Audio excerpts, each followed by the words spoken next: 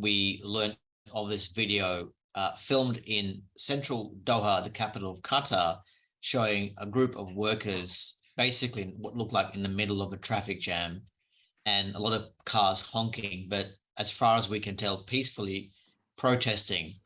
And then one of our team in Qatar interviewed one of those striking workers, and we discovered the same day that the reason why these workers were striking was to have not been paid for several months, and that in fact this was the second time they had gone on strike in the last 12 months.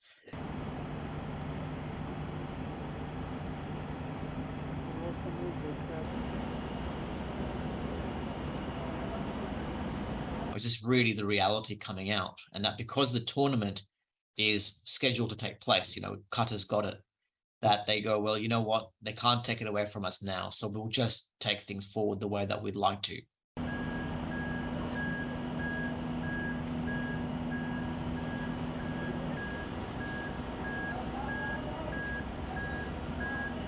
So there's a really big concern there. Firstly, that we have a system, despite all the talk of reform in Qatar, that still punishes workers when they complain about their situation, that despite that, workers aren't getting paid, and it's very efficient at punishing them and kicking them out of the country. And yet, and when it comes to simply getting these workers paid, it's very, very slow. So it's really quite a disturbing situation, raising lots of questions about whether Qatar is really ready to be hosting an international event like the World Cup, given what appears to be a remaining very poor labour rights record.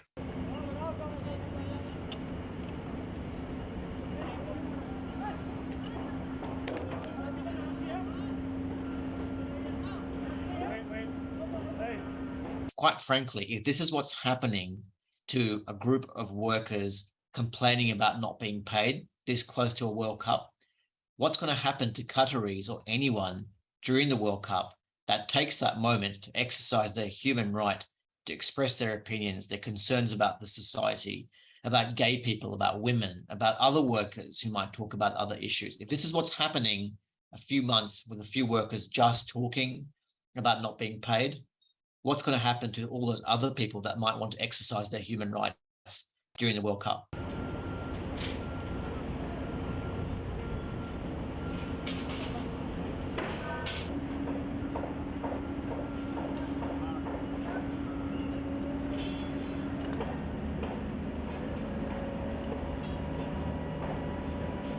Is this a cynical ploy? Have we all been duped by Qatar over the last several years? Have these reforms really just been a cover for what is the reality that's not meant to be changing?